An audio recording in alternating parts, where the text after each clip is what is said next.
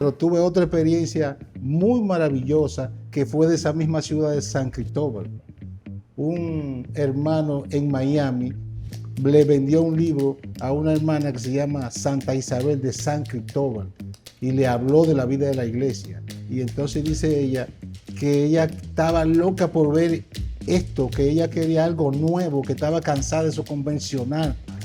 Y entonces ella misma llamó al hermano Giancarlo, nos pusimos en contacto de aquí de Miami, ya llegó allá a San Cristóbal y tuvimos una reunión con ella y ahí quedamos de acuerdo de hacer un ven y ve, y ese fue uno de los que se ven y ve más fluido que se hizo ahí. Y ya por ese libro que se sembró en Miami hay una ciudad que ya está preparada para recibir el evangelio, que se llama San Cristóbal en República Dominicana. Amén.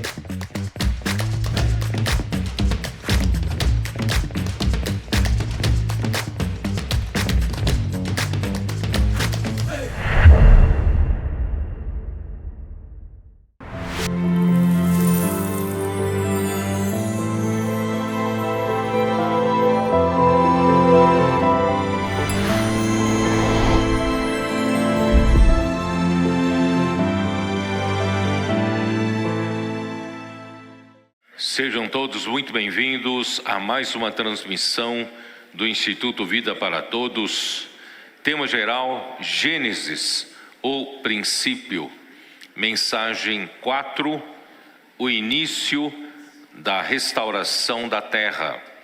Gênesis 1, versículos 2 até 8. Essa já é a quarta mensagem quando começamos a abordar o livro de Gênesis. A primeira mensagem nós falamos que Deus criou o tempo. Quando Ele iniciou a sua criação do universo, Ele iniciou o tempo. E mostramos para os irmãos que Gênesis significa o princípio, e o princípio do tempo, o início do tempo. Se há o início do tempo, então vem uma indagação que havia antes do tempo. Então nós esclarecemos que Deus, antes da criação de Deus, estava o próprio Deus, autoexistente, ninguém o criou. Ele é um Deus que vivia na eternidade e Ele habitava a eternidade. E aí Deus resolveu criar. E para criar, Ele então iniciou o tempo. E o tempo existe para quê? É a segunda pergunta. O tempo existe, nós vimos uma mensagem inteira a respeito disso, de que o tempo existe para fazer a vontade de Deus. Isso está em Efésios capítulo 1, versículos 9 e 10. E a vontade de Deus é fazer Cristo ser o cabeça sobre todas as coisas, tanto as do céu como as da terra. E para ser Cristo ser o cabeça, significa todas as coisas têm de estar sujeitas a Cristo, debaixo do seu domínio, debaixo do seu governo. E se existe o início do tempo, também deve existir o fim do tempo. Aí nós então mostramos para vocês que quando a vontade de Deus for executada, isto é, quando Cristo for o cabeça sobre todas as coisas, quando todas as coisas estiverem sujeitas a Ele, toda a desobediência, toda insubmissão serão varridas desse universo. Então Cristo então entregará o reino ao Pai, e o Pai então reinará para todo o sempre. Então, na hora da entrega do reino a Deus, termina-se o tempo, porque a vontade já terá sido feita. E aí nós vimos na segunda mensagem, Deus então criou não só o tempo, mas Ele também colocou a sua criação no espaço.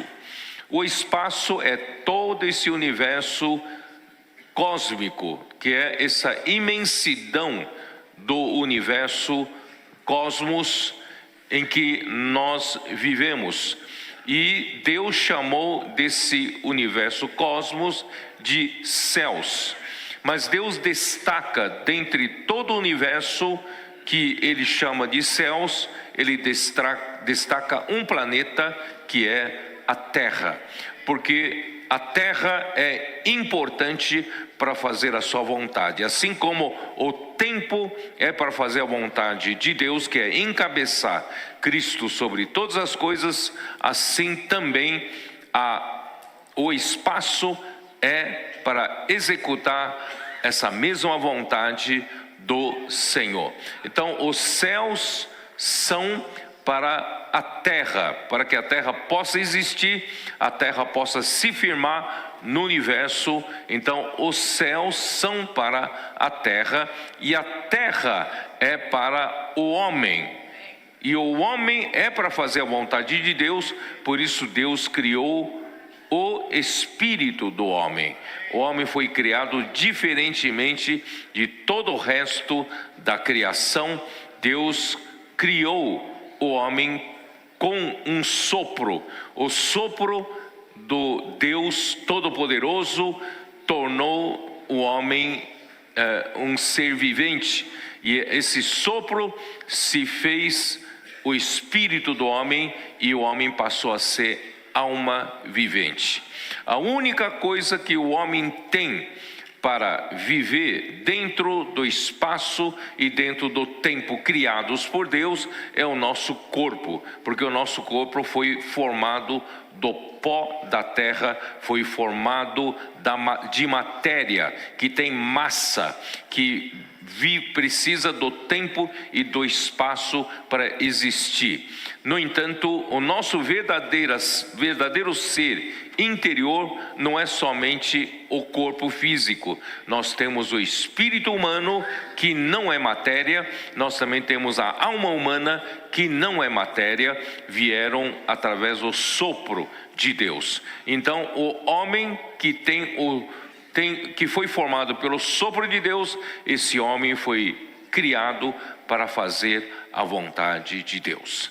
E na terceira mensagem nós vimos que, infelizmente, no versículo 2 de Gênesis 1, nós vimos que a expressão, a terra, porém, era sem forma e vazia, ou estava sem forma e vazia, nós percebemos que aconteceu alguma coisa infeliz neste universo, porque Deus criou os céus e a terra em boa ordem, em excelente ordem.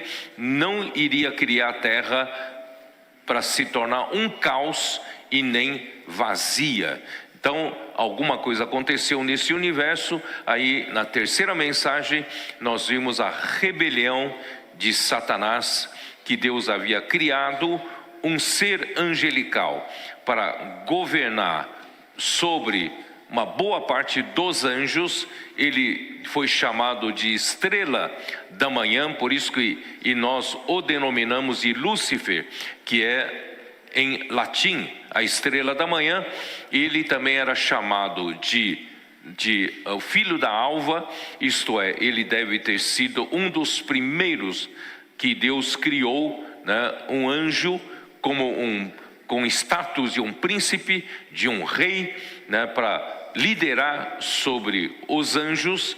No entanto, né? Ele foi criado de uma forma bela. Ele era cheio de sabedoria, cheio de formosura e de beleza. No entanto, e ele foi criado como um selo da perfeição. Mas um dia iniquidade entrou em seu coração.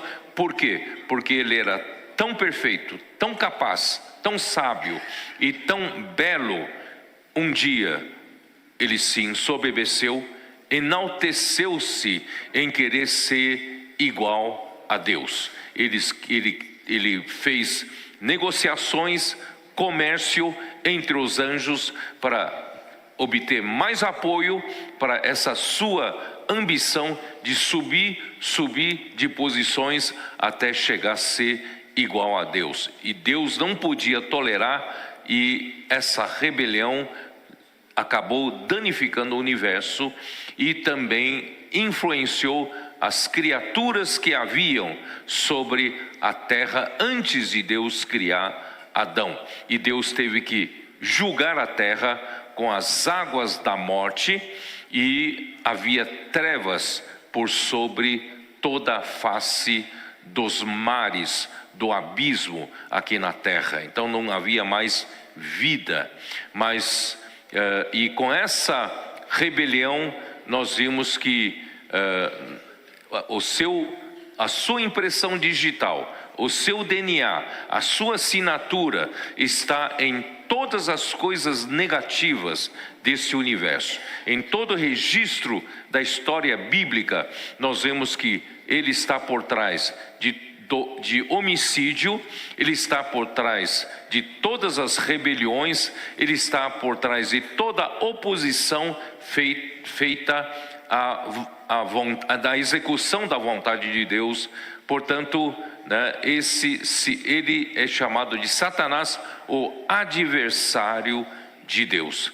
E que tem isso a ver conosco? Porque depois nós ainda vamos explicar mais tarde que o homem foi criado, mas infelizmente o homem também foi contaminado, também houve uma queda do homem, e na queda do homem, o homem participa da natureza pecaminosa e rebelde de Satanás. E nós não estamos livres desse orgulho, dessa soberba, dessa luta por ser o primeiro, para ter a primazia, para ter fama, para ter ambição. Não estamos livres disso. Portanto, a mensagem 3 foi uma grande vacina, né, para que todos nós sejamos protegidos do próprio veneno que ainda está no nosso velho homem. Isso ocorreu na história da igreja e também pode ocorrer também nos nossos dias. Portanto, Deus fez questão de abrir esse assunto no nosso meio para nos precavermos. Nós não estamos livres da rebelião, né, da insatisfação, né, de também ter ambição de subir de posição, querer ser o primeiro, né, querer ser aquele que manda, etc, etc. Mas graças a Deus, Deus disse aos seus discípulos que no mundo funciona que os maiorais, os governantes que possuem autoridade, governam sobre os povos, mas não é assim entre vós. Deus disse, né, Jesus disse aos seus discípulos que na igreja, a igreja é o reino dos céus, é o reino de Deus. Aqui, irmãos, não há busca pela posição. Aqui nós somos membros do corpo de Cristo. Entre membros do corpo de Cristo não há disputa, não há concorrência, não há ciúmes, não há inveja, não há, né, luta pela posição. Graças a Deus, nós aqui amamos uns aos outros, apoiamos uns aos outros, ajudamos uns aos outros, edificando-nos, né, mutuamente, amando-nos fraternalmente e ardentemente, né, isso para a edificação do corpo de Cristo.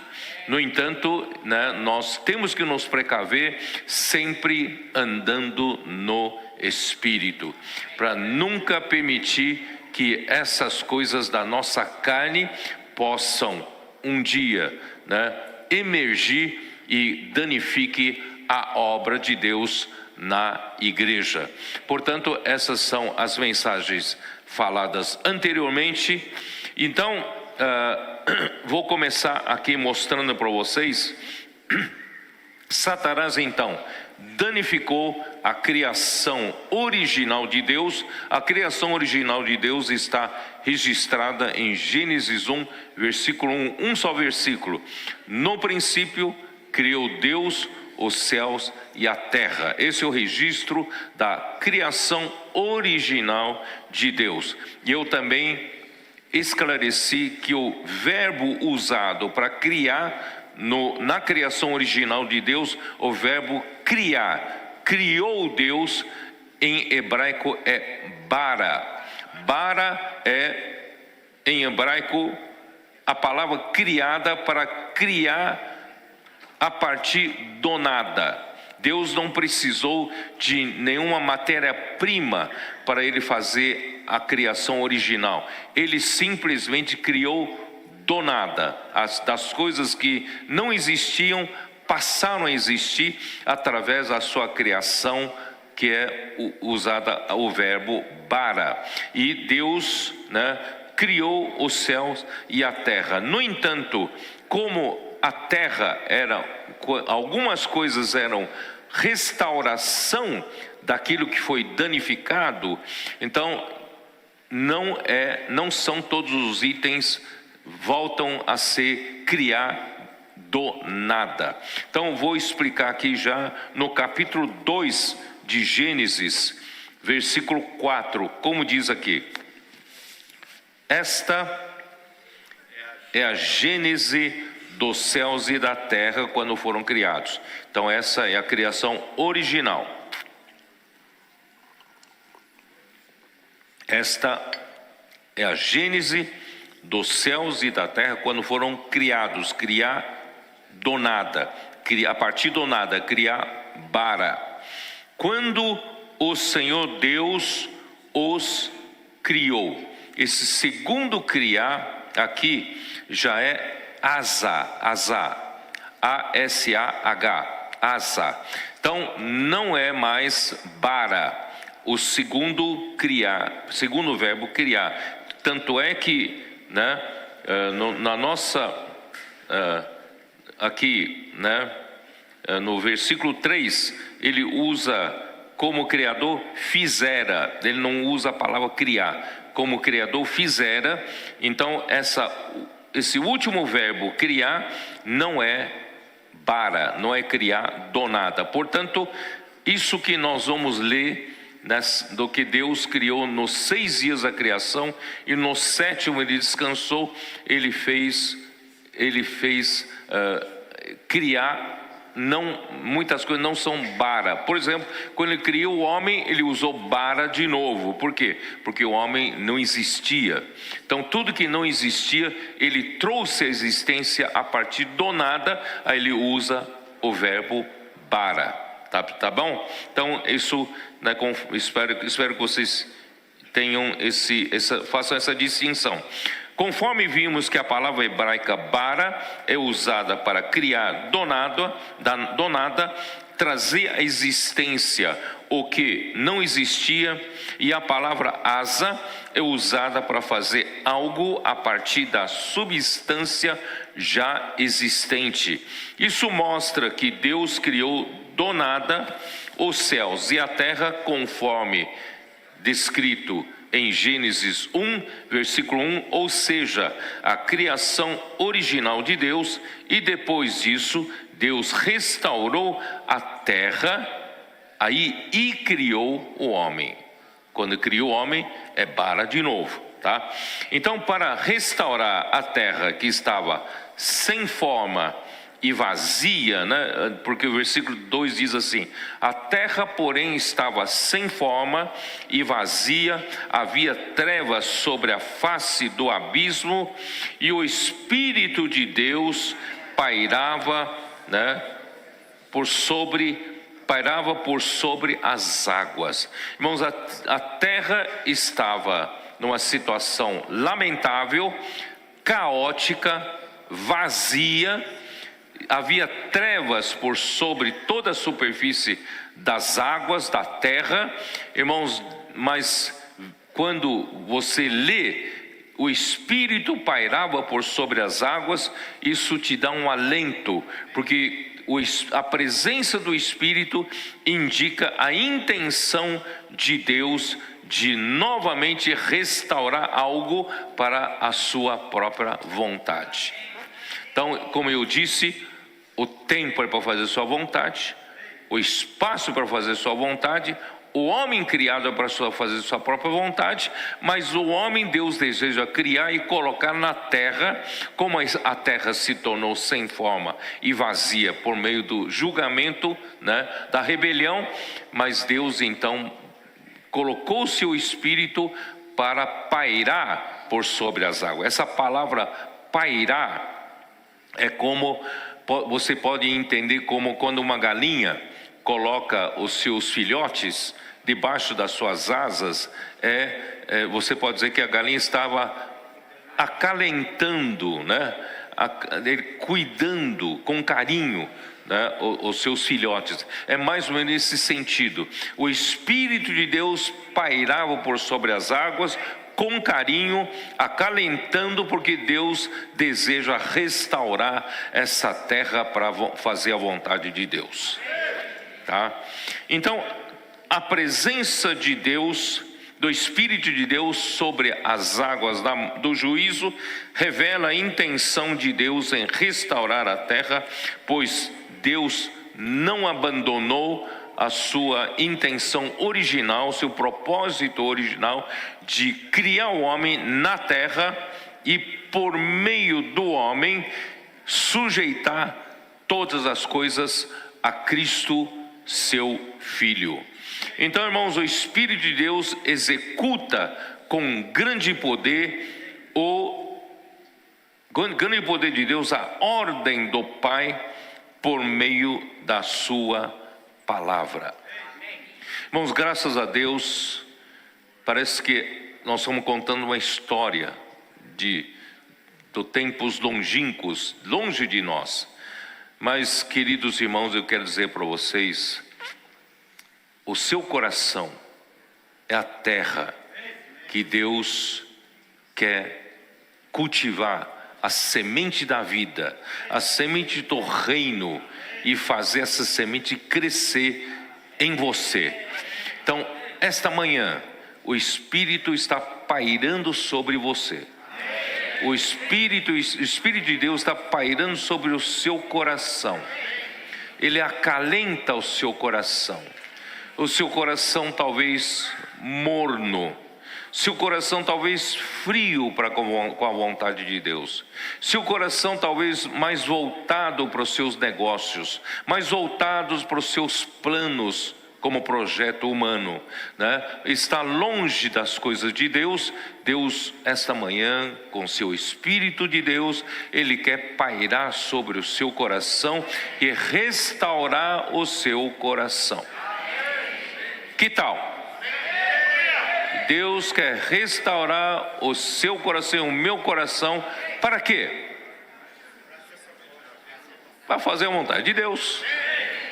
Tudo Ele faz para fazer a vontade de Deus, tá?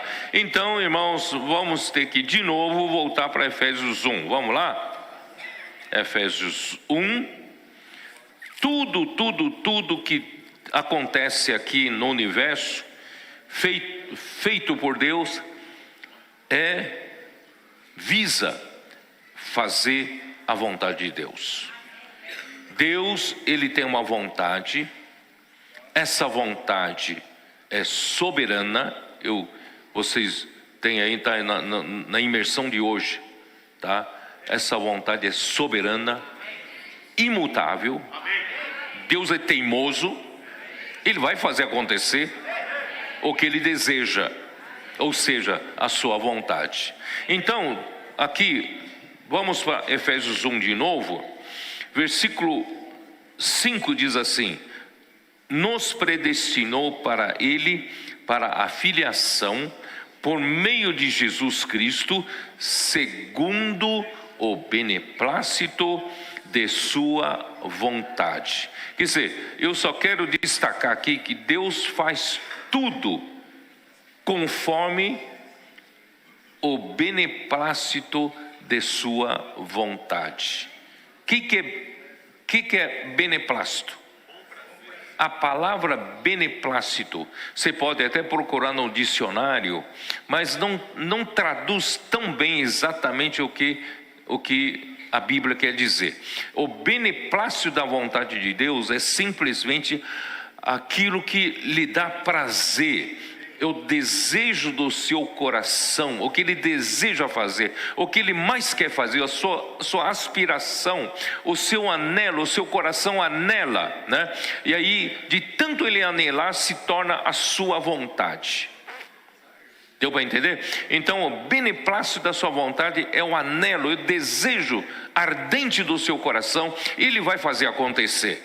Aí no versículo 9, desvendando o mistério da sua vontade, segundo o seu beneplácito que propusera em Cristo. Então, até o mistério da vontade de Deus é segundo o beneplácito, né, que ele havia proposto em Cristo. O que é? O que é esse beneplácito? É o desejo ardente do seu coração. Ele ama, ele aspira, né? Então e aí isso se torna a sua vontade. Então, o que é a sua vontade? Versículo 9 descreve: de fazer convergir nele quem? De fazer convergir em Cristo, na dispensação da plenitude dos tempos, isto é, o tempo todo é consumido para isso. Deus criou o tempo, tem o início do tempo e vai ter o final do tempo. Todo o tempo é gasto para Deus satisfazer o desejo do seu coração, que é a sua vontade. E Deus vai fazer isso. Qual é a sua vontade? Qual é o anelo do seu coração? É de encabeçar Cristo, colocar Cristo como cabeça sobre todas as coisas. Aqui diz: tanto as do céu como as da terra. Cristo será o cabeça sobre tudo que Deus criou. Ele vai herdar todas as coisas. Hebreus 1, o que ele fala? Você se lembra, não? Vamos lá. Se não lembra, vamos abrir a Bíblia. Hebreus capítulo 1.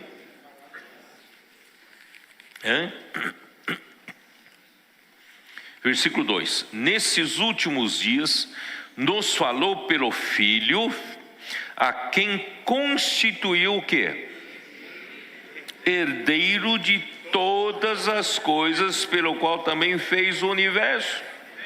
O universo existe e foi criado para isso, para que Cristo, o Filho de Deus, seja herdeiro de todas as coisas.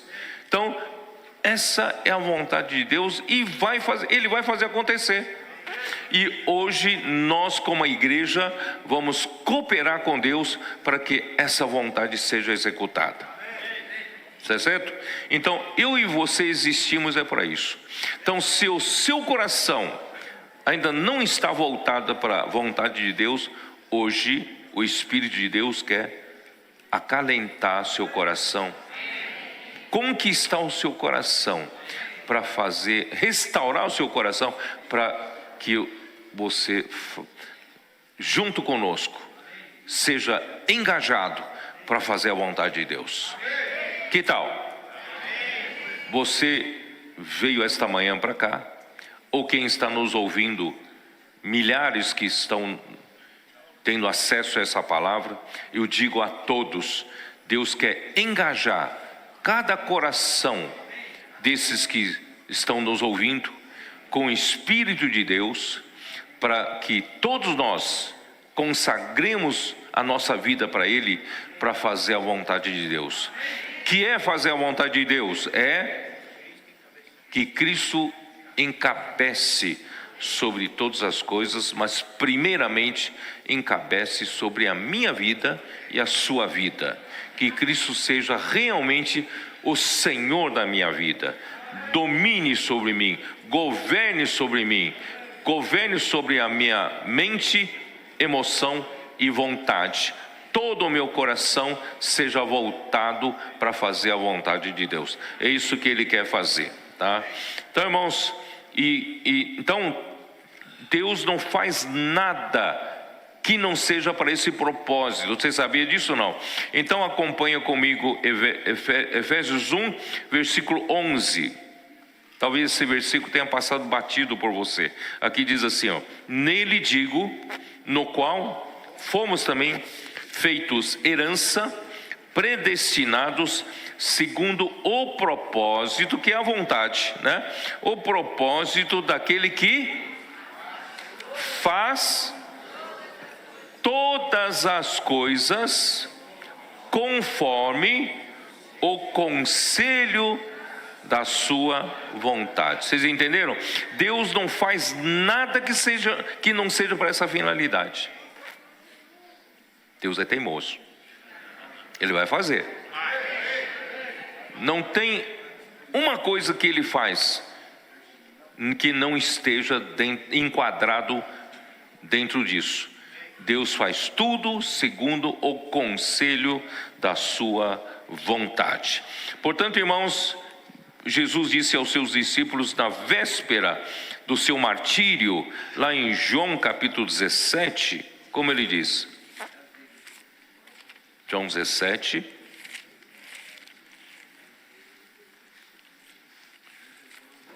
versículo 7. Vou até ler o versículo 6 para vocês terem um pouco de contexto. Manifestei o teu nome aos homens que me desse no mundo, que eram os discípulos, que aqui nesse momento sobraram apenas 11 discípulos, porque o Judas Iscariote que o traiu havia saído do meio deles. Então, manifestei o teu nome aos homens que me desse no mundo, eram teus, tu mos confiaste, e eles têm guardado a tua palavra. Agora, presta atenção, agora eles reconhecem que todas as coisas que me tens dado provém de ti. Tudo que provém de Deus, tudo que provém do Pai, é conforme o conselho da sua vontade. Vocês entenderam? Então Deus não faz uma coisa que não seja, que não tenha a finalidade de fazer a vontade dele acontecer, tá? Então Deus faz tudo para isso. Então, por isso, irmãos, em 1 Coríntios 1, 24, acompanhem comigo na sua Bíblia, 1 Coríntios 1, 1 aos Coríntios 1, né? Versículo 24. Mas para os que foram chamados, tanto judeus como gregos, pregamos a Cristo. Ele é o que? Ele é o poder de Deus, Ele é a sabedoria de Deus. Então, irmãos, o Filho de Deus é o próprio poder de Deus, é a sabedoria de Deus. Então, para Deus poder criar todas as coisas conforme o conselho da sua vontade, irmãos, Ele precisou criar com muita sabedoria. Por isso, irmãos, vamos dar uma olhada em Provérbios capítulo 8. Provérbios capítulo 8, né? Versículo 12, que diz: esse eu aqui é próprio Cristo, esse eu aqui é o Filho de Deus. Eu, a sabedoria, habito com a prudência. A sabedoria de Deus, que é Cristo, está sempre, né, andando juntamente com a prudência. A sabedoria sem a prudência não completa uma execução. Não sei se vocês entendem. Que a sabedoria é para quê? A sabedoria é usada para criação. A criatividade vem da sabedoria. E você cria com sabedoria, mas você precisa executar. Ou não? Você faz a criação, mas você precisa tornar essa criação real, em realidade. Então você cria e você executa. Você cria com sabedoria, você executa com prudência. A prudência é usada para execução. Então Cristo não só é a sabedoria de Deus, mas essa sabedoria de Deus anda junto da prudência. E a prudência vem com conhecimento. E disponho de conhecimentos e disponho de conselhos. Deus próprio é conselheiro dele. Você sabia disso? Né? Vocês se lembram de Isaías 9:6? Ele é o quê? Bom, vocês... Vamos ler. Vamos ler. Isaías 9:6.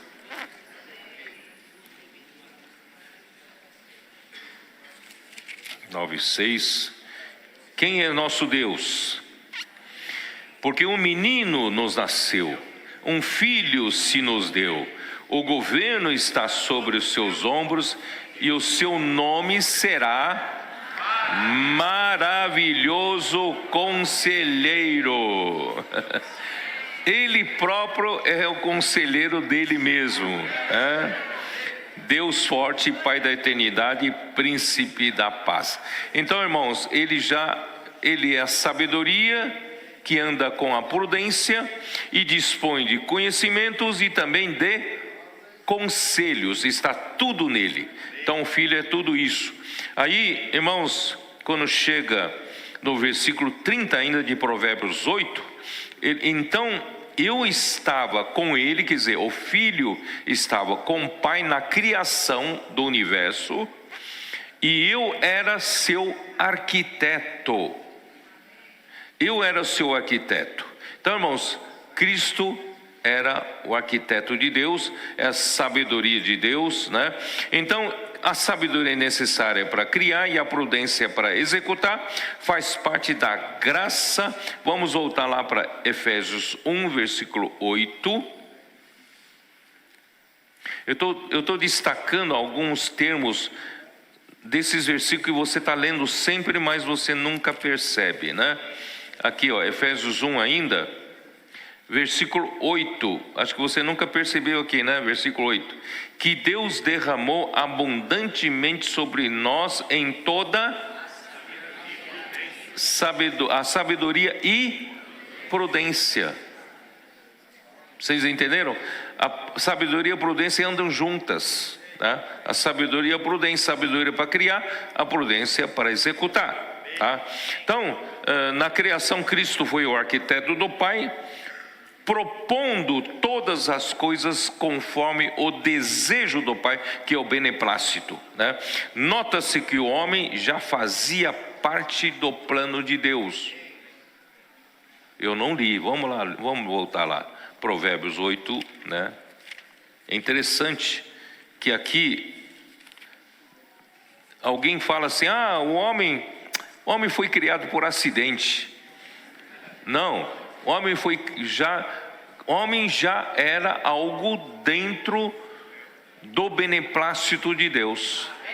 Deus já havia planejado criar o homem. Olha aqui, capítulo 8, versículo 30 de Provérbios. Então eu estava com ele e era seu arquiteto dia após dia, e eu era as suas delícias, folgando perante ele em todo o tempo. Aqui mostra na eternidade o relacionamento entre o pai e o filho. Nós tínhamos um conceito errado no passado. Nós havíamos até falado como mensagem para os irmãos que Deus era solitário.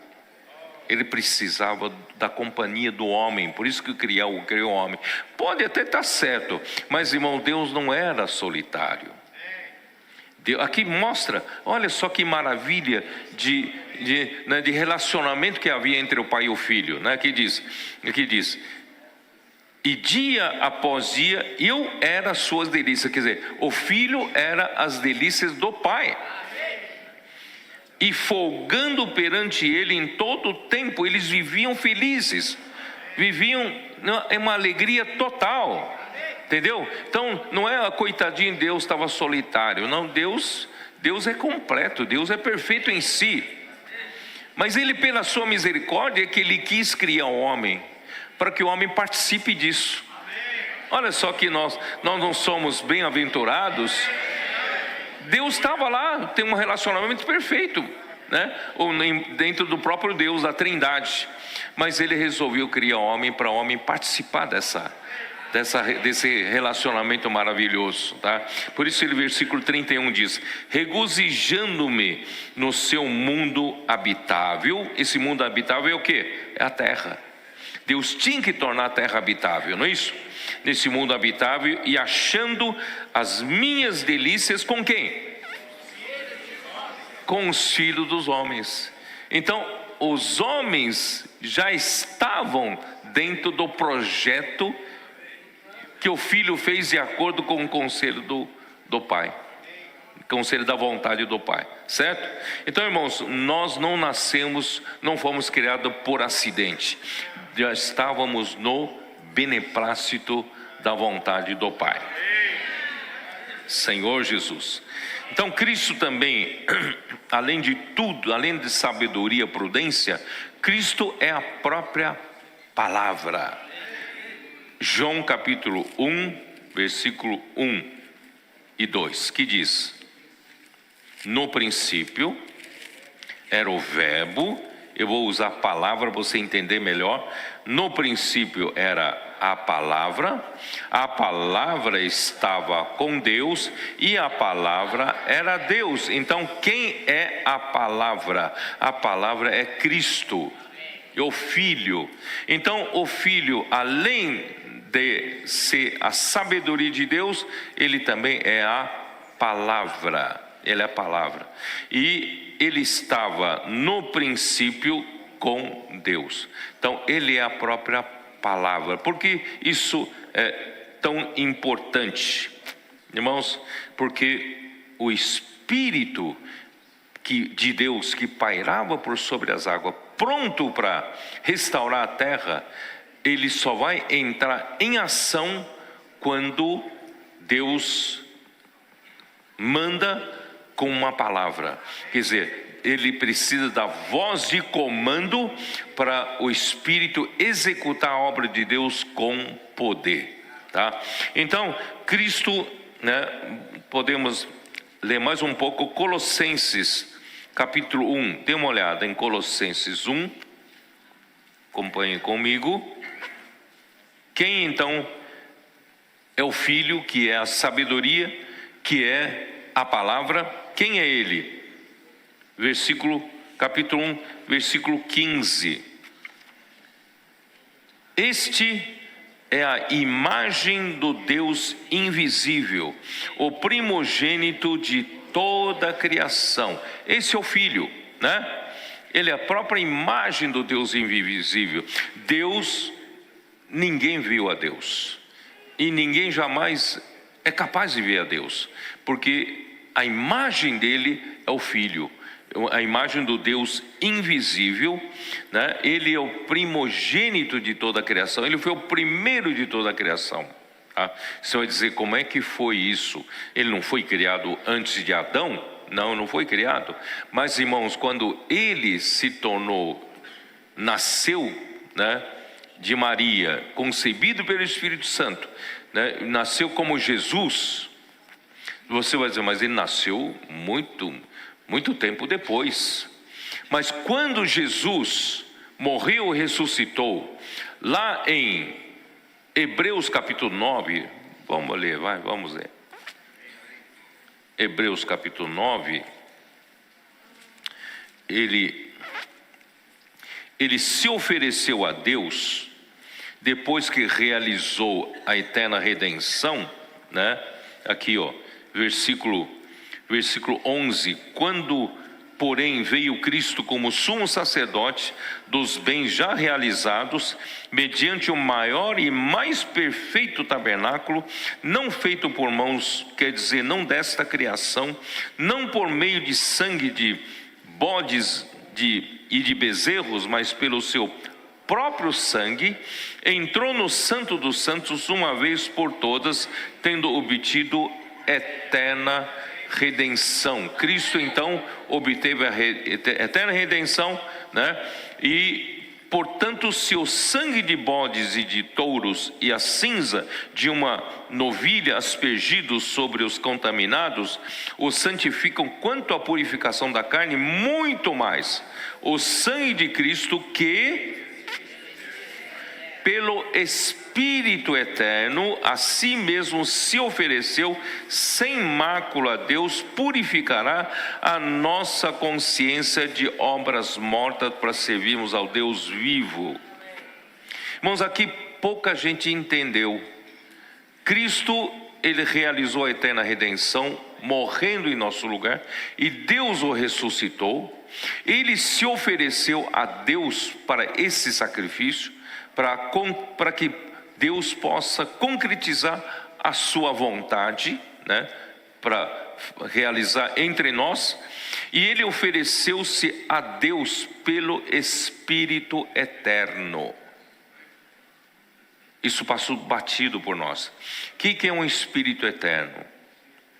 O Espírito eterno, irmãos, é representado por aquelas argolas que tem no tabernáculo. Por exemplo, aquelas argolas que tem para você carregar a Arca da Aliança. Era feito de argolas para passar um varal, para que os levitas possam carregar, né, a Arca da Aliança. Essas argolas representam o Espírito eterno. O que é o Espírito eterno? Por que as argolas representam o Espírito eterno? Porque a argola não tem início, não tem fim. Vocês já perceberam? Você pode pôr em qualquer ponto. Você fala, aqui é o ponto A, aqui é o ponto B. Você vai falar, o ponto B está antes do ponto A ou está depois? Hein? Depende do referencial, né? Ele pode estar antes, pode estar depois. Então, irmãos, esse é o efeito da eternidade. Então, quando Cristo morreu, ele se tornou um homem, morreu aqui na terra e se ofereceu a Deus pelo Espírito eterno, toda a sua obra, incluindo a sua encarnação, morte e ressurreição, foram lançados para a eternidade. Não entendeu nada, né? Por que a Bíblia em Apocalipse fala que o sangue de Cristo, Cristo que fora morto desde a fundação do mundo? Como Cristo foi morto desde a fundação do mundo? Então, você só consegue entender pelo Espírito eterno. Quando Lúcifer dizia que Deus não entende o homem, ou Deus não entende a criatura, Deus é criador, Deus não tem olhos de uma criatura como nós homens, Deus não entende as dores de uma criatura. Deus, na verdade, disse, você que não sabe, eu conheço a natureza humana. Como Deus conhecia a natureza humana antes de criar o homem? É quando Cristo se ofereceu pelo Espírito eterno, ele lançou a eternidade, lançou a humanidade na eternidade. A eternidade não tem começo, não tem fim. Então Deus já conhecia o homem desde a eternidade passada. Vocês entenderam ou não? Bom, se não entenderam também não precisa se preocupar não, né? Mas o importante, irmãos, Deus, ele é onipotente, ele é onisciente e onipresente. Ele conhece todas as coisas. Então Cristo antes de todas as coisas. Aí em Hebreus capítulo 11, versículo 3, como diz: pela fé, nós entendemos pela fé que foi o universo formado pela palavra de Deus, de maneira que o visível veio a existir das coisas que não aparecem. Então todo esse mundo visível teve por origem as coisas que não aparecem. Toda a origem veio de Deus. Deus é quem criou todas as coisas. Portanto, irmãos, Deus criou como? Deus criou com a palavra. Olha com que simplicidade. Ele não precisou montar uma fábrica para produzir montanhas, produzir vales, produzir lagos, produzir seres, né, vivos. Ele não precisa de nenhuma fábrica. Deus, quando Ele quer, Ele fala. Quando Ele fala, as coisas passam a existir, né? As coisas, né, pela palavra de Deus é que foi formado o universo, de maneira que o visível veio a existir das coisas que não aparecem. Então Deus constituiu Cristo para ser herdeiro de todas as coisas e pelo qual também fez o universo, para que Cristo possa encabeçar sobre todas as coisas. Resumindo, Deus criou o universo por meio de Cristo como a palavra de Deus e o constituiu herdeiro de todas as coisas que criou, isto é, tudo foi criado para Ele, tudo foi criado por meio dEle e para Ele. Isso está em Colossenses 1, que eu não acabei de ler, não é isso? Vamos lá, onde está? Colossenses 1, né? Eu não acabei de ler, versículo 16: pois nele foram criadas todas as coisas nos céus e sobre a terra, e as visíveis e as invisíveis, sejam tronos, sejam soberanias, sejam principados, quer principados, quer potestades, tudo foi criado por meio dele e para ele. Ele é antes de todas as coisas, nele tudo subsiste. Ele é o ponto que une o todo. Ele é o ponto de origem, ele é o ponto de união, né? Ele nos une a todos como um todo. Muito bom. Então, irmãos, dada essa pequena introdução, nós podemos entrar para o versículo 3, Gênesis 1, versículo 3. Vamos lá. Lembre-se, o Espírito pairava por sobre as águas, Deus deseja restaurar a terra, e o que aconteceu no versículo 3? Disse Deus: haja luz, e houve luz. Então, irmãos, Deus falou uma palavra. Lembre-se, Deus não faz nada que não seja conforme o conselho da sua vontade.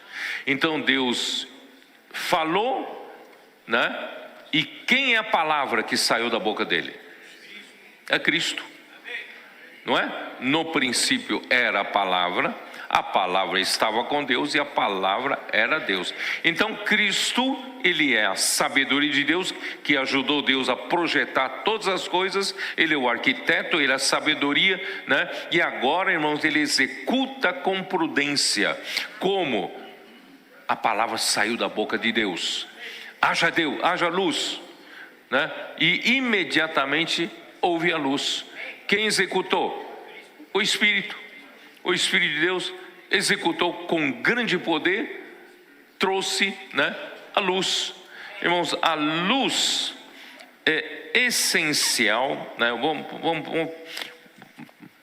Vamos lá, como é importante Deus mandar com uma palavra. Salmo 33, dá uma olhada nesse Salmo 33. Ó Senhor Jesus. Salmo 33, versículo 6. Os céus, por sua palavra, se fizeram, e pelo sopro de sua boca o exército deles. Ele ajunta em montão as águas do mar, e em reservatório encerra as grandes vagas. Tema ao Senhor toda a terra, temam-no todos os habitantes do mundo, pois Ele falou e tudo se fez. Ele ordenou e tudo passou a existir.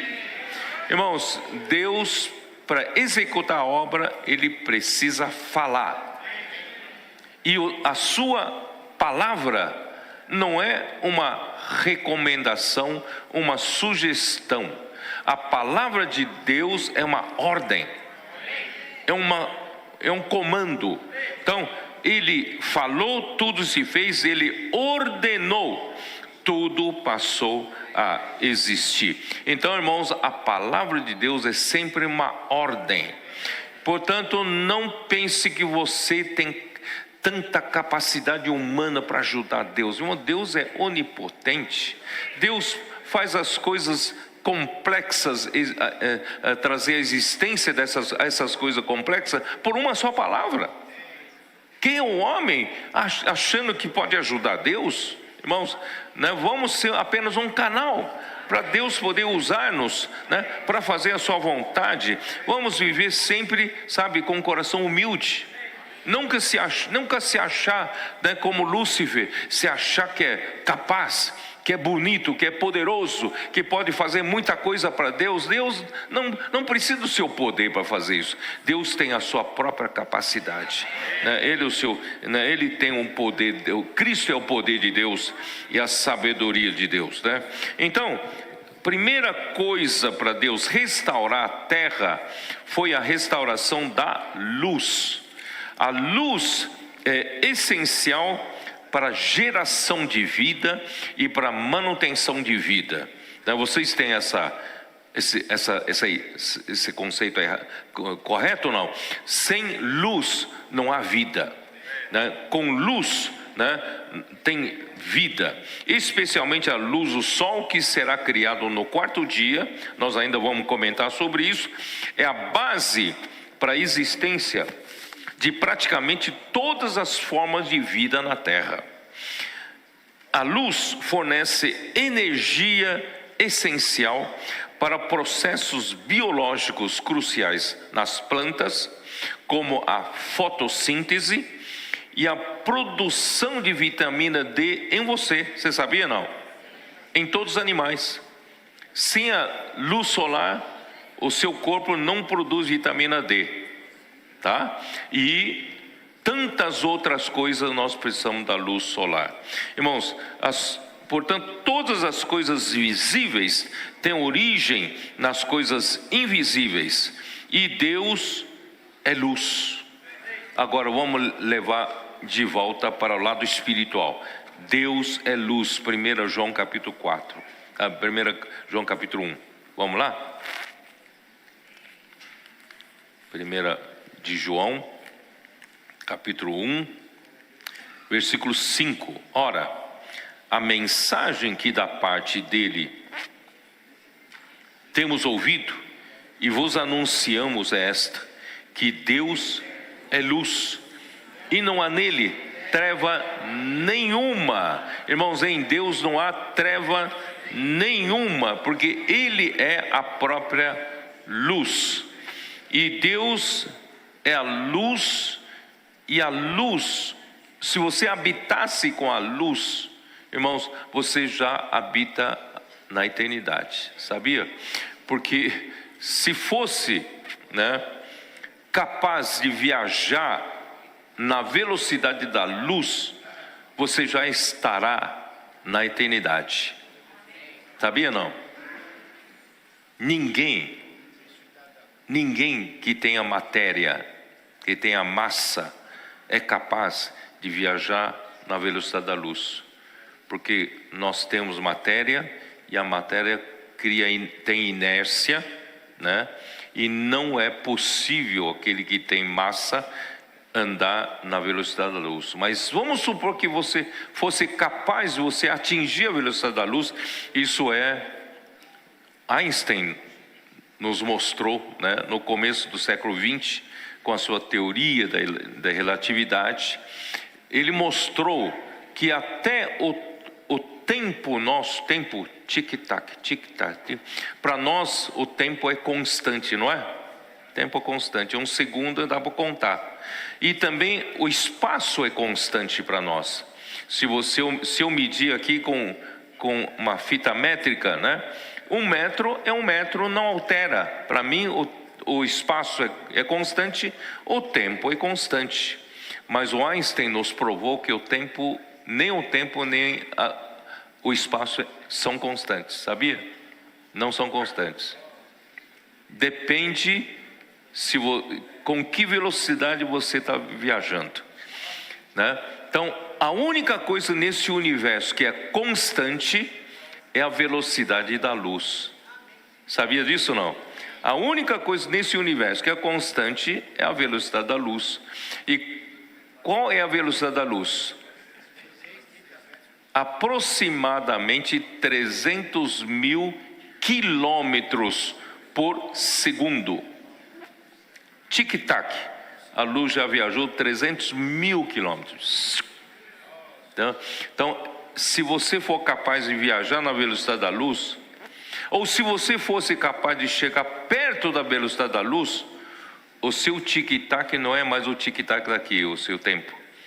O seu tic-tac seria tic-tac. Demora mais para passar, sabia não? Se você voltar, viajar perto da velocidade da luz e voltar para a Terra, você vai estar... Se você tiver um gêmeo aqui na Terra, ele vai estar velho e você está novo ainda. Entendeu? O tempo não passa. Estão entendendo? Não, né? Não estão entendendo. E o espaço também, irmão, muda com a velocidade da luz. Então, irmãos, o único que consegue viver na eternidade, que não tem tempo, não tem nem noção do espaço, é quem está na velocidade da luz. E quem é luz? Deus é luz. Por isso ele é o único, irmão, que está na eternidade. Para ele não tem questão do tempo. Por isso, irmãos, em Isaías 57:15, já falei várias vezes, Deus habita a eternidade. E também em Tiago 1,17, vocês se lembram que Tiago fala que ele é o Pai das luzes, em quem não pode existir variação ou sombra de mudança. Por quê? Porque o tempo não passa. Entendeu? Ele vive na eternidade. Então, Deus é luz. Então, quanto mais, irmãos, nós nos libertamos do que é material, né? Quanto mais nós vivemos no Espírito, irmão, mais proximamente a sensação de Deus nós vamos ter, né? Não estaremos tão limitados pelo espaço, nem pelo tempo, né? Nós estaremos também tão focados como Jesus em fazer a vontade de Deus. Por isso, irmãos, eu não vou gastar mais tempo sobre isso, né? A equação do Einstein, da teoria do Einstein, então acho que não interessa a vocês. Então, o que vale, irmãos, para a realidade espiritual, que Deus é a luz e habita a eternidade, e nele não há variação de mudança, pois com Deus nem o tempo nem o espaço, conforme entendemos, existe. É interessante, irmão, você fala, mas tempo não existe. Tempo não existe na eternidade.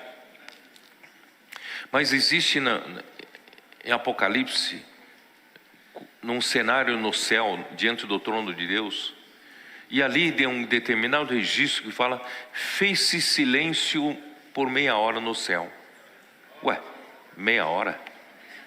É tempo, não é? Não me pergunte não. Mas tenho certeza que essa meia hora não é meia hora nossa. É meia hora da eternidade. Ué, se não tem tempo, como é que tem tempo? Você vai ver quando você chegar lá, né? Portanto, irmãos, graças a Deus, nós temos que nos libertar dessa coisa né, da matéria. Por isso né, Colossenses 3, pensai, buscai as coisas lá do alto. Pensai nas coisas lá do alto, onde Cristo vive e está sentado à direita de Deus. Né, irmãos, por isso não fica tão apegado às coisas terrenas.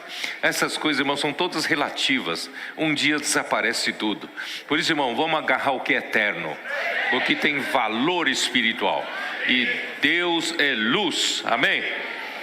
Assim, irmãos, para gerar vida em nós, o mesmo Deus, irmãos, tem que resplandecer em nós.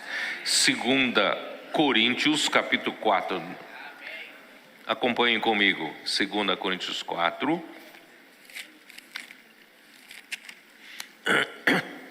Versículo 1. Pelo que, tendo este ministério, segundo a misericórdia que nos foi feita, não desfalecemos. Pelo contrário, rejeitamos as coisas que por vergonhosas se ocultam, não andando com astúcia, nem adulterando a palavra de Deus. Antes nos recomendamos a consciência de todo homem na presença de Deus pela manifestação da verdade. Irmãos, a palavra de Deus, a verdade e a presença de Deus são elementos eternos, não mudam com o tempo, tá? Mas se o nosso evangelho ainda está encoberto, é para os que se perdem que está encoberto, nos quais o Deus desse século cegou o entendimento dos incrédulos.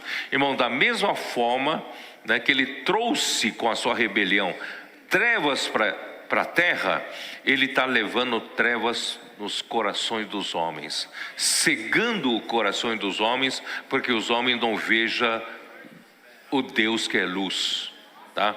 Então, ele, né, para que lhes não resplandeça, ele está trabalhando no nosso coração dos homens. Satanás está trabalhando no coração dos homens, para que a luz do evangelho da glória de Cristo não resplandeça, que é, né, Cristo, que é a imagem de Deus. Portanto, vocês que estão nas ruas pregando o evangelho do reino, vocês estão levando essa luz para aqueles corações que Satanás está cegando.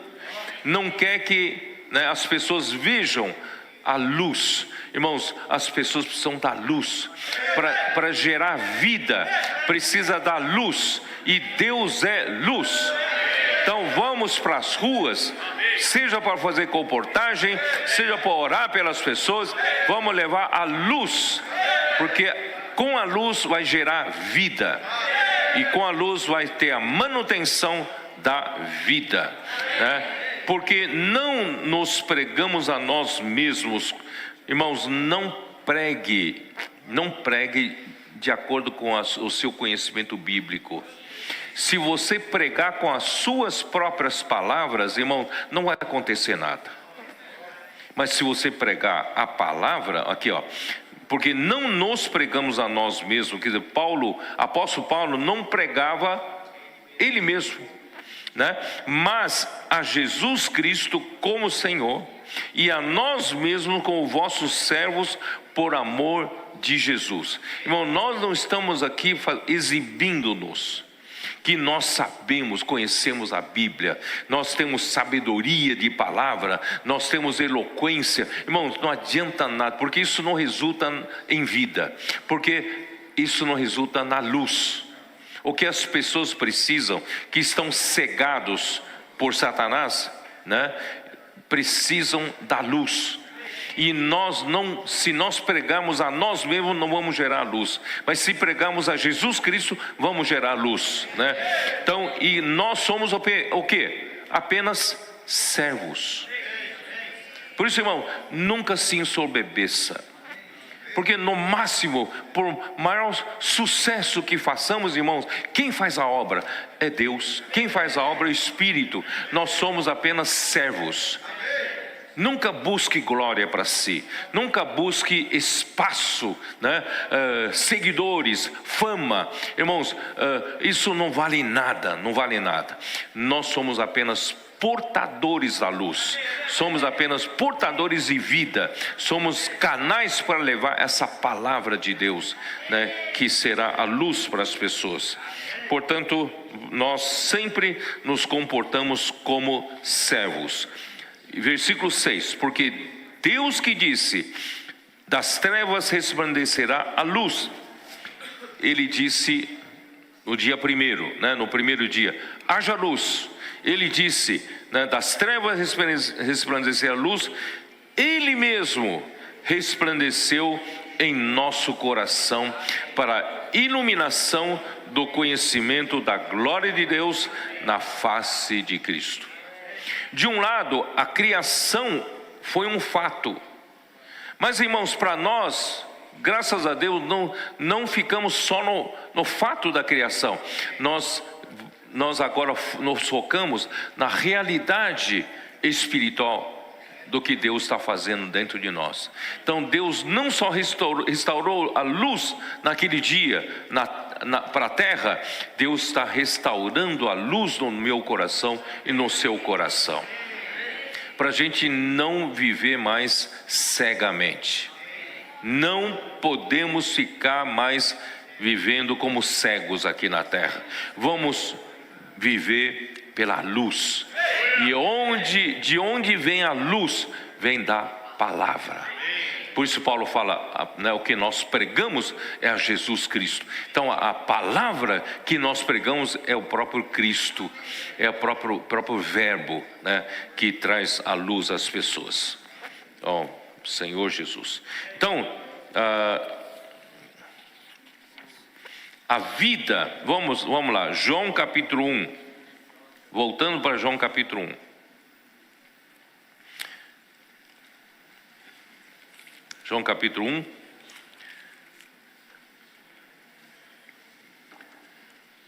versículo, eu li até 2, versículo 3 diz, todas as coisas foram feitas por intermédio dele, e sem ele nada do que foi feito se fez. A vida estava nele, e a vida era a luz dos homens. Irmãos, o que Deus quer dar para o homem é a sua vida. Sem a sua vida, irmãos, não tem salvação. Sem a vida de Deus, irmãos, não adianta você ser um bom cristão, com bom comportamento, irmãos, isso não resolve nada, não cumpre a vontade de Deus. Eu e você, irmãos, somos desesperadamente da vida de Deus, e essa vida é a própria luz. A vida de Deus, quando recebemos, irmãos, passa a nos iluminar. Você tem essa experiência, quando no dia em que você creu no Senhor Jesus, você recebeu a vida de Deus. Você se tornou filho de Deus, como diz João capítulo 1, versículo 12, né? Deus deu poder a você que creu no nome do Senhor a ser um filho de Deus. E quando você se tornou filho de Deus, você passou essa vida que você recebeu é a sua luz. Você ganhou uma luz, ou não ganhou? Você passou a perceber que a vida que você levava, sabe, era uma imundícia. Você começou a ver, você viveu a vida inteira e sempre gostou daquela vida, mas de repente você viu que aquela vida era uma vida de pecados, certo? Então, a vida estava nele, e a vida era a luz dos homens. A luz resplandece nas trevas, e as trevas não prevaleceram contra ela. Irmãos, as trevas não prevalecem contra a luz. Você pode lutar a luz com as trevas, porque onde aparece a luz, trevas fogem. Você já experimentou? Eu uma vez fui para a garagem do meu apartamento, entrei na garagem e acabou a luz. E a garagem não tinha uma entrada de luz natural.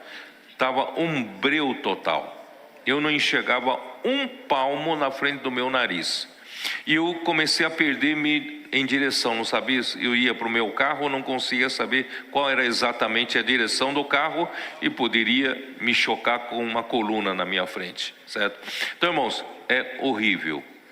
Mas se nesse momento você acendesse um palito de fósforo, se você tivesse uma lanterninha, por mais fraca que seja, quando acende uma pequena luz, parece que dissipa as trevas, não? Te dá direção. Você começa a ver, opa, eu estou na direção errada.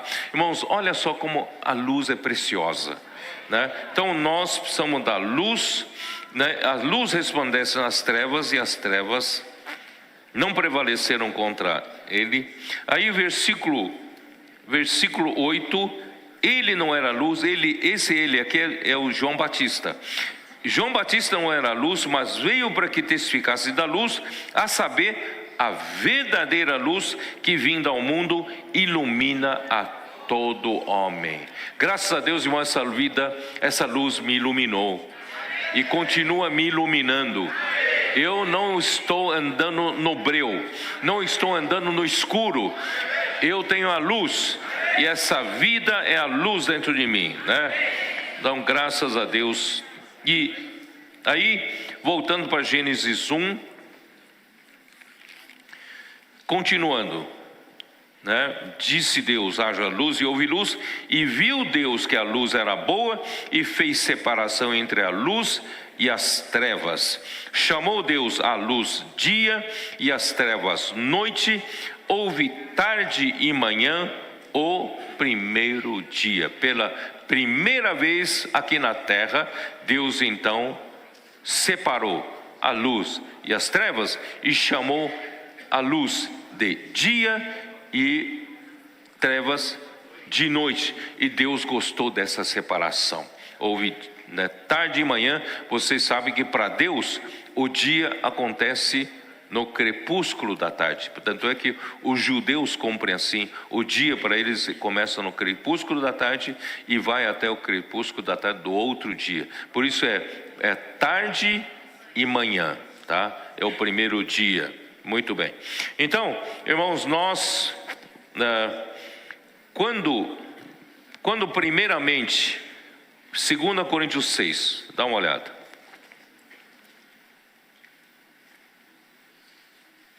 Segunda Coríntios 6. Senhor Jesus. Hoje estou ruim para folhear a Bíblia aqui. Capítulo 6, versículo 14. Aqui diz: não vos ponhais em julgo desigual com os incrédulos, porquanto que sociedade pode haver entre a justiça e a iniquidade? Ou que comunhão da luz com as trevas? Que harmonia entre Cristo e o maligno? Ou que união do crente com o incrédulo? Que ligação há entre o santuário de Deus e os ídolos? Porque nós somos, né, o santuário de Deus vivente, como Ele próprio disse. Habitarei e andarei entre vós, serei o seu Deus, eles serão o meu povo. Por isso retirai-vos do meio deles, separai-vos, diz o Senhor, não toqueis em coisas impuras, e eu vos receberei. Sereis vosso pai, e vós sereis para mim filhos e filhas, disse o Senhor Todo-Poderoso. Portanto, irmãos, nós hoje não somos mais das trevas, porque hoje somos da luz, tá? Então somos filhos da luz. Vamos olhar Efésios 5. Nós somos filhos da luz.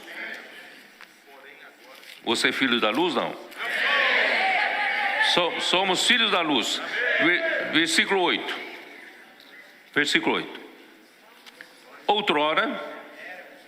Pois outrora éreis trevas, vocês eram trevas, porém agora sois luz no Senhor. Andai como filhos da luz. Irmão, nós somos filhos da luz, porque o fruto da luz consiste em toda bondade e justiça e verdade, provando sempre o que é agradável ao Senhor. Quando você anda na luz, você produz a bondade, a justiça e a verdade, e você vai provar sempre o Senhor se agradando com você. Você vai ver o sorriso do Senhor. Ao passo que se você andar nas trevas, você não vai ver o Senhor com o rosto sorridente para você, né? Então, irmãos, aqui diz: e não sejais cúmplices nas obras infrutíferas das trevas, antes, porém, reprovai-as. Irmãos, as obras das trevas são infrutíferas, quer dizer, não produzem fruto para Deus. Tá? Você pode trabalhar, fazer nas trevas, não dá fruto para Deus, porque o que eles fazem em oculto, ou só referir, é vergonha, é vergonhoso a gente mencionar essas coisas que eles fazem nas trevas. Mas todas as coisas, quando reprovadas pela luz, né, se tornam manifestas, porque tudo que se manifesta é luz. Vocês sabem que nada fica oculto, você sabia disso? Um dia, sabe, tudo que você faz em oculto vai aparecer. Portanto, irmão, se você não quer passar vergonha, melhor não fazer, não é isso? Então, pelo que diz: desperta, ó tu que dormes, levanta-te de entre os mortos e Cristo te iluminará. Isso é andar como luz, como filhos da luz. Nós vamos andar como filhos da luz? Portanto, vede prudentemente como andais, não como nécios e sim como sábios, remindo o tempo, porque os dias são maus. O tic-tac está passando, irmãos. Vamos remir. Se você falar: eu não estou fazendo nada de errado, você deixou passar sem fazer a vontade de Deus, já é mal. Entendeu? Não tem nada inocente não. Se você não fizer a vontade de Deus, o tempo passou, já é mal, tá? Então, por essa razão, não vos torneis insensatos, mas procurai compreender qual é a vontade do Senhor. Irmãos, o mais importante para nós é estarmos focados em fazer a vontade de Deus, em fazer Cristo encabeçar todas as coisas. Por que os comportadores vão nas ruas? É para essa vontade de Deus acontecer. Pregar o evangelho do reino, não é isso? Porque nós estamos edificando a igreja, cuidando das pessoas. É para que Cristo possa encabeçar sobre todos nós. Então a vontade de Deus é o nosso foco. Então como fazer para que a vontade do Senhor seja o nosso foco? E não vos embriagueis com vinho, no qual há dissolução. O vinho aqui, não necessariamente você se embriagar no vinho, né? Você vai dizer: mas eu nem gosto do vinho. Esse vinho aqui, irmão, é vinho do mundo. As coisas do mundo nos embriagam. Sem perceber, nós estamos aí embriagados com as coisas do mundo.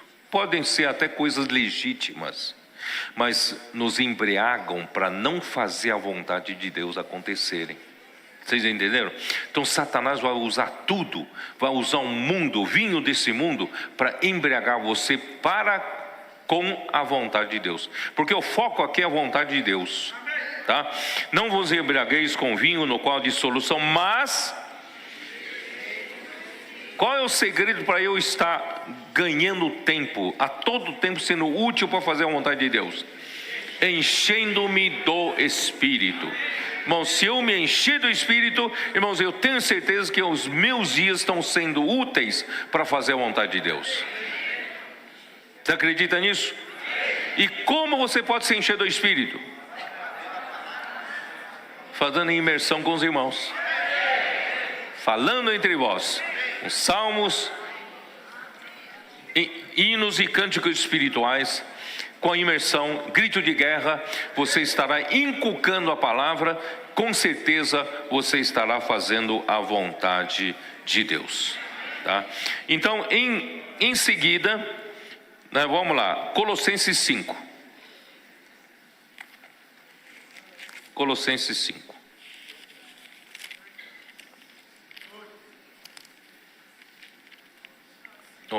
Peraí, onde eu estou? Colossenses não tem 5, né? Senhor Jesus.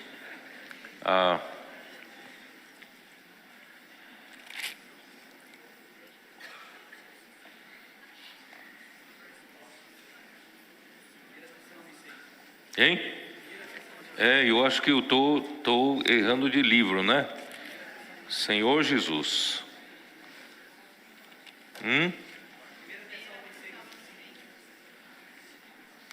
Está certo. 1 Tessalonicenses 5, versículo 4, está certo. Eu errei de livro. Mas vós, irmãos, não estáis em trevas, para que esse dia, como ladrão, não vos apanhe de surpresa. Então, quando Deus disse, Ele chamou luz de dia e trevas de noite.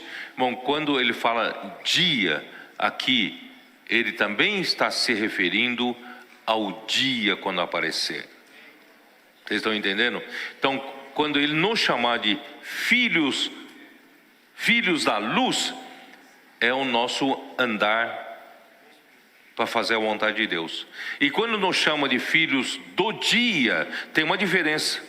Quando Ele nos chama de filhos do dia, são aqueles que lutam para quando aparecer o dia, naquele dia, sejamos aprovados. Tem essa diferença, vocês estão entendendo? Então agora vocês vão entender. Então, mas vós, irmão, não estáis em trevas, para que esse dia, como ladrão, vos apanhe de surpresa. Porquanto vós todos sois filhos da luz e filhos do dia. Aqui tem uma diferença. Vocês são filhos da luz, estão andando para fazer a vontade de Deus, e vocês também são filhos do dia, vocês estão preparando-se, aguardando para a vinda do Senhor, para aquele dia acontecer. E nós não somos da noite, nem das trevas. Assim, pois, não durmamos como os demais, pelo contrário, vigiemos, sejamos sóbrios, porque nós somos filhos do dia. Ora, os que dormem, dormem de noite, e os que se embriagam, é de noite que se embriagam.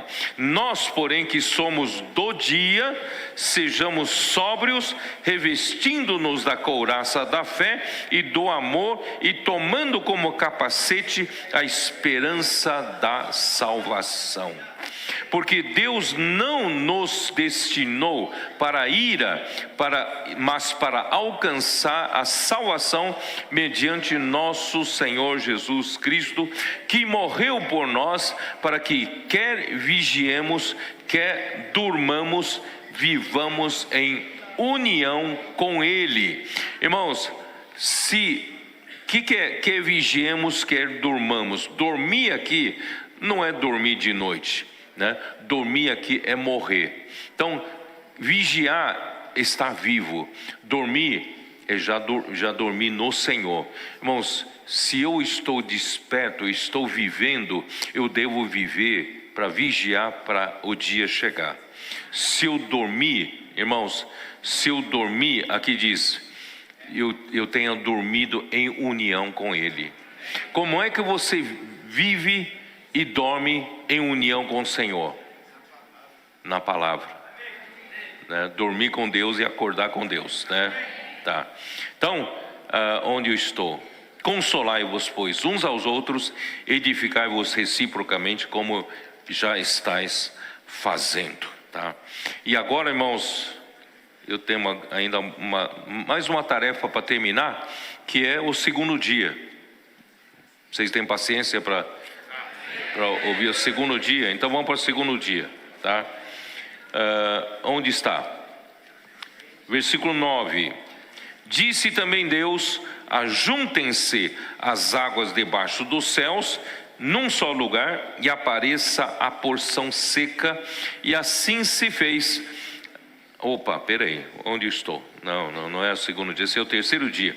Versículo 6. E disse Deus: haja firmamento no meio das águas e a separação entre águas e águas. Fez, pois, Deus o firmamento e separação entre as águas debaixo do firmamento e as águas sobre o firmamento, e assim se fez. E chamou Deus ao firmamento céus, e houve tarde e manhã, o segundo dia. O segundo dia que Deus fez. O primeiro dia ele criou a luz, e a luz é essencial para a geração da vida e manutenção da vida. E o segundo dia, o firmamento. O que é firmamento? Deus chamou o firmamento de céu. Na verdade, irmão, firmamento, para nós entendermos, é a nossa atmosfera. Atmosfera. E a nossa atmosfera, aparentemente, você fala, mas atmosfera, o que tem a atmosfera? O que é tão essencial para a vida? Irmãos, a atmosfera nos trouxe ar para respirarmos. Sem o ar você não vive, certo? Você não viveria. Quem consegue ficar sem respirar 5 minutos? Hein? Tem alguns que conseguem, fazem a apneia dentro da água, né? Eu acho que a maioria que consegue 2, 3 minutos já não aguenta, já levanta, né? Da água. Mas os melhores aqui conseguem aguentar até 5 minutos, já é muito, tá? Mas ninguém consegue 8 minutos, eu acho, né? 10 minutos então você, né? 10 minutos você morre. Então, as células do cérebro são as mais sensíveis com falta de oxigênio. Então, a morte cerebral é certa. Portanto, irmãos, nós precisamos do ar para respirarmos. Quem é o ar? O Espírito. A palavra Espírito, tanto em hebraico como em grego, é a mesma palavra para o ar, é a mesma palavra para o vento. Irmão, graças a Deus, o Espírito é como ar. Como a atmosfera, está em todo lugar, né? Graças ao Senhor que não podemos respirar em todo lugar, e sem o ar, já disse, em pouco minuto você morre. Então graças a Deus nós temos o ar. Mas o ar, ele fez mais uma coisa maravilhosa. A atmosfera, talvez você, né, nunca deu valor para isso, mas a atmosfera, imagina você, a terra estava toda em volta, né, pelas águas da morte. Essas águas são não potáveis, não são saudáveis, não dá para trazer vida. Os seres vivos não conseguem beber dessa água, irmão, águas da morte, e não servem para nada.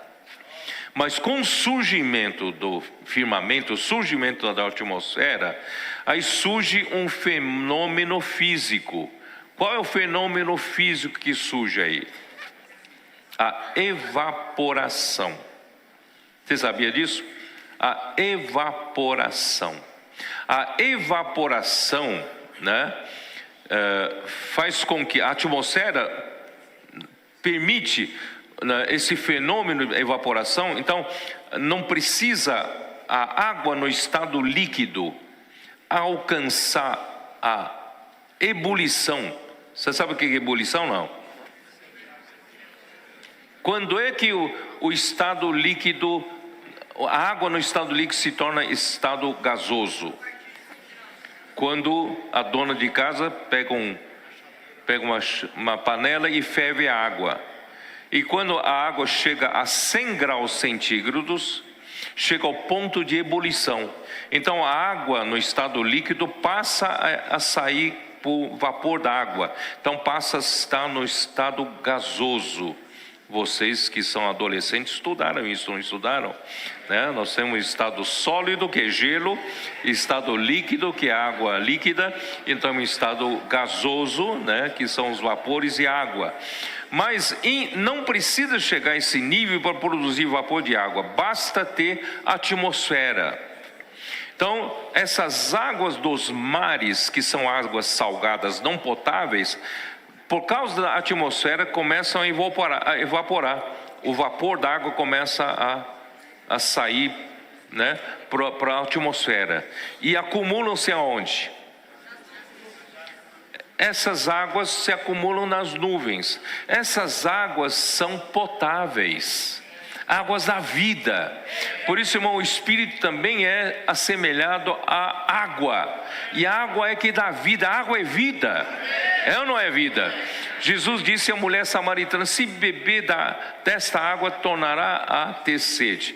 Mas se beber da água que eu lhe der, nunca mais terá sede. Pelo contrário, será nele uma fonte a jorrar para a vida eterna. Aí Jesus falou em João 7, 37, 39, não é isso? Né?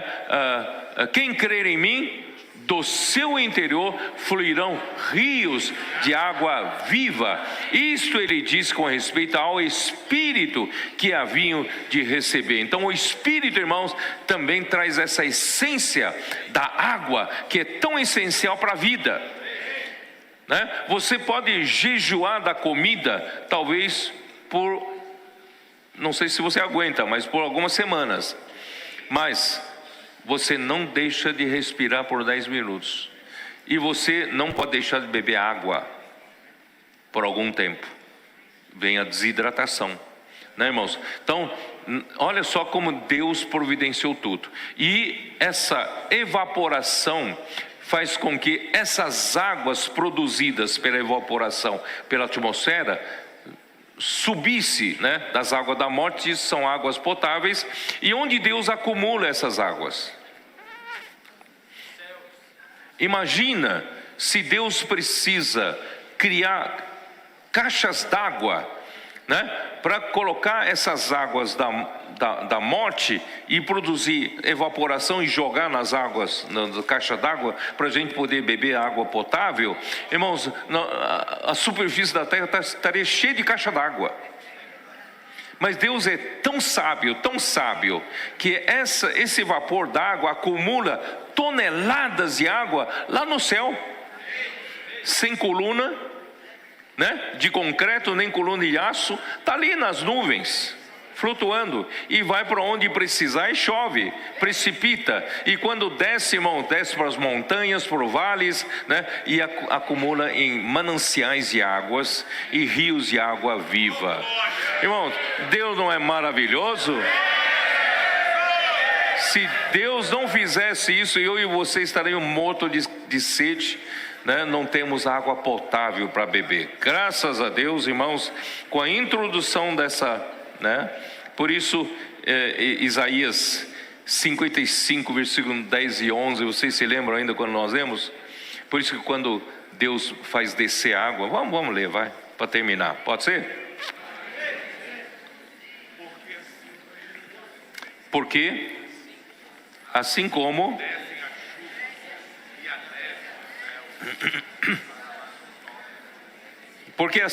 descem a chuva e a neve dos céus, mas desce de onde? Desce do céu. Mas onde fica no céu? Nas nuvens. Olha como Deus é sábio, né? Não precisa criar nenhuma estrutura para segurar, né? Então, assim como desce a chuva e a neve dos céus, para lá não tornam, sem que primeiro reguem a terra e a fecundem e a façam brotar, e para dar semente ao semeador e pão ao que come.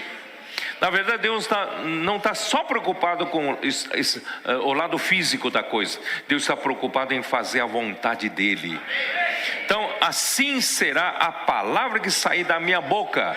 Então, a palavra que sair da minha boca é como chuva, como água potável, né? Como neve, não voltará para mim vazia, mas fará o que me apraz e prosperará naquilo para que eu a designei.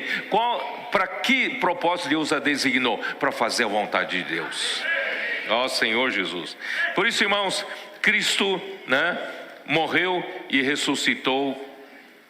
Ó Senhor Jesus. Colossenses 3, vamos lá. Colossenses 3, você já conhece, não conhece?